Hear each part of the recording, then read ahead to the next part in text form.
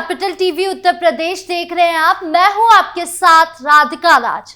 इस special story में बात होगी सीएम योगी के एक्शन की। जैसे जैसे उपचुनाव 2027 की घड़ी करीब आ रही है, वैसे वैसे सीएम योगी सार्वजनिक सेवा को लेकर गंभीर होते नजर आ रहे हैं। सीएम योगी जिस तरह से एक्टिव नजर आ रहे हैं, उससे ये तो साफ जाहिर है कि वो आगामी चुनाव में भी जीत का परचम लहराने को तैयार है। ऐसे में सीएम योगी क्या कुछ कर रहे हैं, जानेंगे इस स्टोरी में विस्तार से।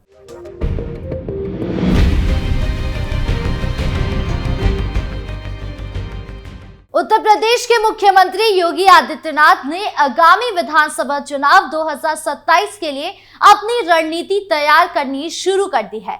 हाल ही में उन्होंने अपने मंत्रियों को स्पष्ट निर्देश दिए हैं कि वो समाज को जोड़ने और जनता के बीच एकता को बढ़ावा देने पर विशेष ध्यान दें। बटेंगे तो कटेंगे का ये मंत्र न केवल पार्टी की चुनावी तैयारी का हिस्सा है, बल्कि समाज में समरसता बनाए रखने की दिशा में एक ठोस कदम है। समाज में एकता का संदेश। सीएम योगी ने अपने मंत्रियों को ये स्पष्ट किया है कि समाज में विभाजनकारी ताकतों के खिलाफ सख्त रुख अपनाना जरूरी है। उन्होंने कहा, अगर समाज बटा रहेगा तो हमारी शक्ति कमजोर होगी। हमें हर व्यक्ति तक पहुंचना है और उनकी समस्याओं का समाधान करना है। विकास कार्य को गति देने का निर्देश। सीएम योगी ने ये भी जोर दिया है कि सरकार की विकास योजनाओं और प्रभावी ढंग से लागू किया जाए। उन्होंने मंत्रियों को बताया कि सड़क, शिक्षा, स्वास्थ्य और रोजगार जैसे मुद्दों पर जनता का ध्यान आकर्षित करना बहुत जरूरी है। सामाजिक समरसता का महत्व। योगी आदित्यनाथ ने सामाजिक समरसता को अपनी रणनीति का अहम हिस्सा बताया। उन्होंने कहा कि हम सभी धर्मों और समुदाय के लोगों को जोड़कर आगे बढ़ना है। हमारा उद्देश्य केवल चुनाव जीतना नहीं, बल्कि हर व्यक्ति के जीवन स्तर को बेहतर बनाना है। बटेंगे तो कटेंगे का मंत्र सीएम योगी का जनता के प्रति उनकी प्रतिबद्धता और उनकी दूरदर्शी सोच को दर्शाता है। मिशन 2027 के लिए यह स्पष्ट संकेत है कि भारतीय जनता पार्टी एकता और विकास के आधार पर अपनी रणनीति तैयार कर रही है। अगर यह मंत्र सही तरीके से लागू हुआ तो न केवल पार्टी को सफलता मिलेगी, बल्कि समाज में स्थिरता और समरसता भी स्थापित होगी।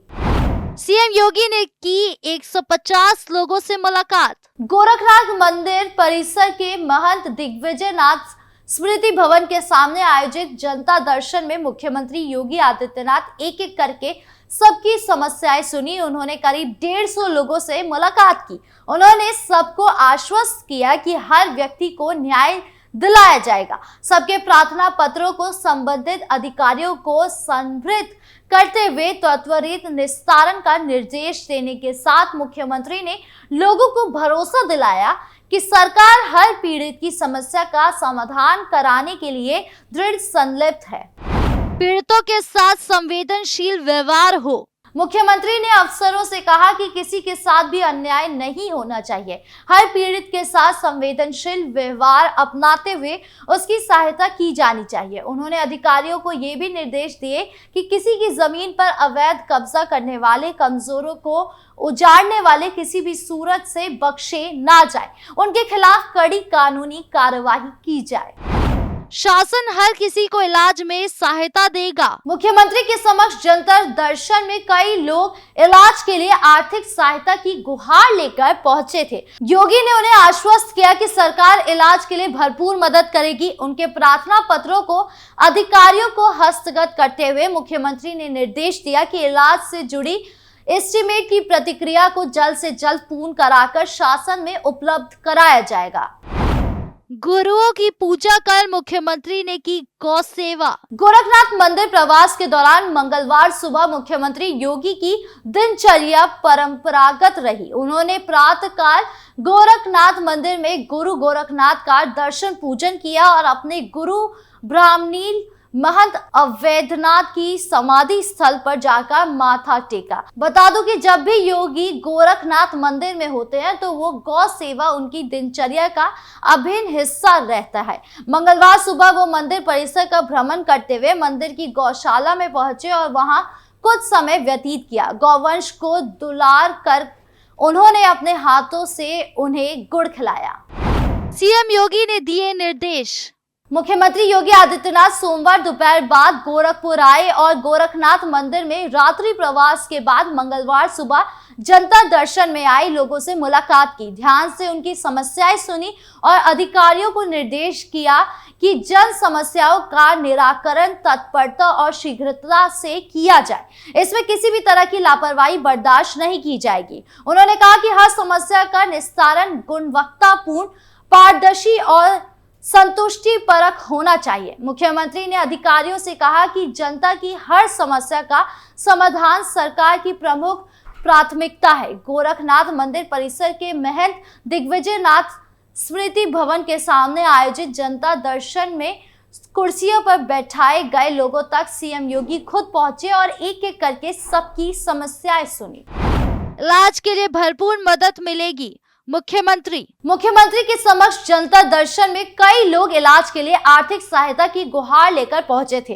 सीएम योगी ने उन्हें आश्वस्त किया कि सरकार इलाज के लिए भरपूर मदद करेगी। उनके प्रार्थना पत्रों को अधिकारियों को हस्तगत करते हुए मुख्यमंत्री ने निर्देश दिया कि इलाज से जुड़ी एस्टीमेट की प्रतिक्रिया को जल्द से जल्द पूर्ण कराकर शासन में उपलब्ध कराया जाएगा। आयुष्मान व्यय वंदना योजना कार्ड का आयोजन। गोरखपुर के महंत दिग्विजय नाथ पार्क में आयुष्मान व्यय वंदना योजना कार्ड वितरण कार्यक्रम का आयोजन किया गया। इस अवसर पर मुख्यमंत्री योगी आदित्यनाथ ने 25 लाभार्थियों को कार्ड दिया। इस दौरान अपने संबोधन में सीएम योगी आदित्यनाथ ने कहा कि सितंबर 2018 में आयुष्मान भारत योजना लागू हुई। ये दुनिया की सबसे बड़ी बीमा योजना है। इसमें लाभार्थी को कुछ नहीं देना होता है। उन्होंने इस योजना के लिए प्रधानमंत्री नरेंद्र मोदी को धन्यवाद दिया। इसके जरिए प्रदेश या देश के किसी अस्पताल में 5 लाख रुपए तक के इलाज की सुविधा प्राप्त कर सकते हैं। उन्होंने बताया कि इसके तहत गोरखपुर के 380 अस्पतालों में ये सुविधा मिल रही है। इसमें 190 सरकारी अस्पताल है। बुजुर्गों को मिलेगा 5 लाख का इलाज। इसके बारे में अधिक जानकारी देते हुए सीएम योगी ने कहा कि जो बुजुर्ग 70 वर्ष से अधिक उम्र के मंच पर आए हैं, उनके हाथ कांप रहे हैं। इस तरह के परिवार के एक लाभकारी व्यवस्था की जा रही है। बुजुर्गों को 5 लाख रुपए तक की इलाज की सुविधा का प्रतिवर्ष लाभ मिल रहा है। सीएम योगी आदित्यनाथ ने कहा कि 8,300 लोगों को अब तक इस योजना के माध्यम से जोड़ा गया है, जिन्हें 5 लाख रुपए इलाज के लिए प्रतिवर्ष प्राप्त होगी। उन्होंने कहा कि भारत स्वस्थ होगा तभी सशक्त बनेगा। डबल इंजन की सरकार में सशक्त भारत के साथ भारत की गारंटी मिलेगी। उत्तर प्रदेश में लाभार्थियों की संख्या 9 करोड़ लोग है। ये प्रतिवर्ष 5 लाख रुपए की बीमा का लाभ प्राप्त कर सकते हैं। आयुष्मान कार्ड बनवाने के लिए काउंटर है, जिससे किसी को कोई असुविधा ना हो। एक और प्रधानमंत्री और प्रदेश में मुख्यमंत्री जन आरोग्य योजना के तहत जोड़ने का कार्य सरकार कर रही है। 5,000 से अधिक लोगों को मिला लाभ। जिन लाभार्थियों का नाम नहीं आ पाया, उनका नाम भी इसमें जोड़ा गया है। अकेले गोरखपुर जनपद में 5,433 लोगों को 123 करोड़ रुपए प्राप्त हुए। ऐसे लोगों के उपचार के लिए सरकार ने व्यवस्था बनाई। इसके साथ मुख्यमंत्री राहत कोष से धनराशि उपलब्ध कराई जा रही है। आयुष्मान भारत के तहत 300 करोड़ रुपए की राशि गोरखपुर के अस्पतालों को उपलब्ध कराया गया।